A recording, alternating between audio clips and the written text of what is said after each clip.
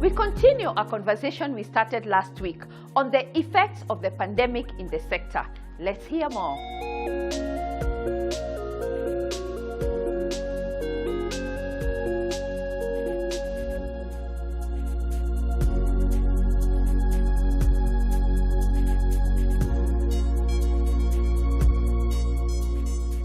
Given the shift we are seeing, and of course with a slow economy, which markets do you think would be attractive for developers, investors, and the consumer? I'll use the words of Winston Churchill, said, never waste a good crisis.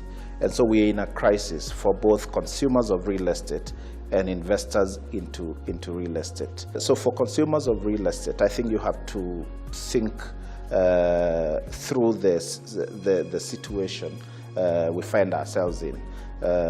So in a situation where there's very little money in circulation, there's a lot of property on sale. So as a consumer, if I'm seeking to buy a property or to rent, this is a time to, one, negotiate for huge discounts. So I think that's an opportunity for the consumers of real estate.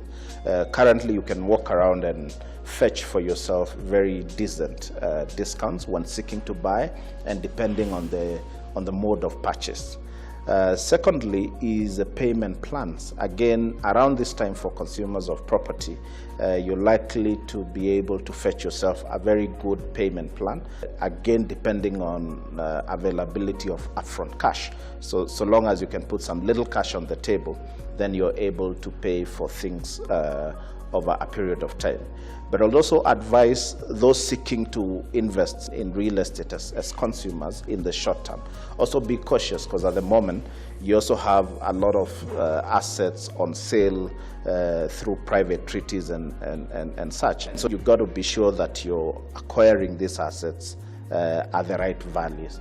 So long as you're cautious, then I think you shouldn't waste the crisis. You should take advantage of the crisis. For businesses, and businesses I mean developers, investors, I think you have to admit that there are difficult times to trade. There is little money.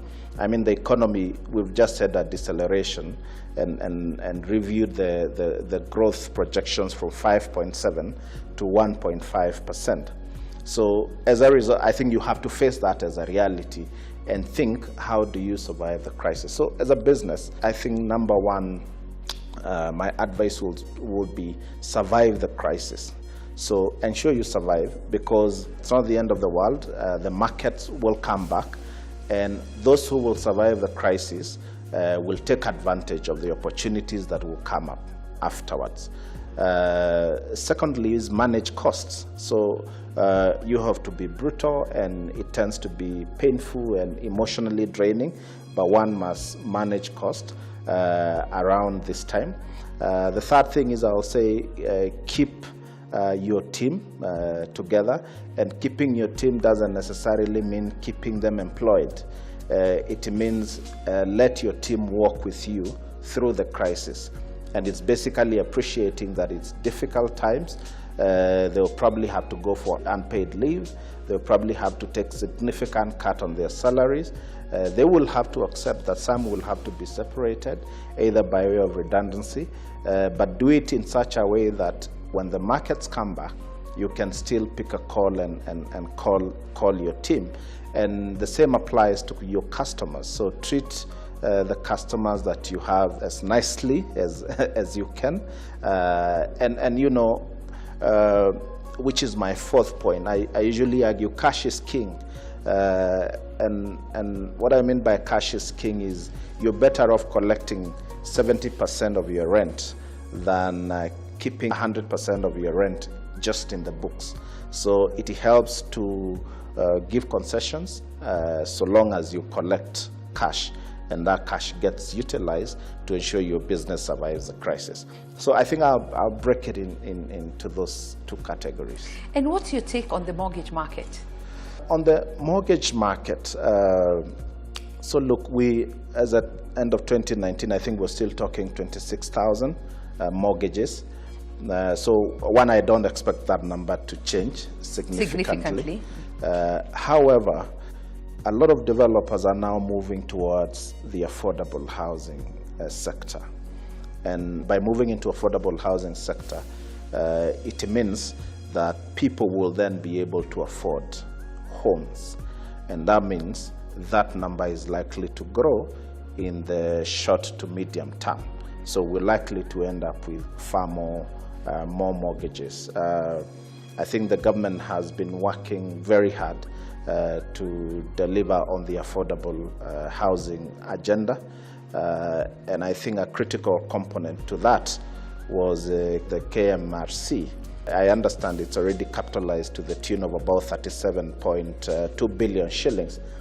And with that, if they're able to advance mortgages at 7% for 20 years, then that means people will be able to pay mortgages in the regions of 31,000 shillings. And that makes it very attractive for what I'll call your common person. And that means more accessibility, and hence the mortgages will increase. In the short term, I don't expect much to happen. So this year is going to be flat? This year is going to be flat. Probably the banks will slow down in lending because they have, I think on average, about 10% of the loan book has been restructured. And as a result, I think banks will also focus on survival and not necessarily making huge profits out of new lending.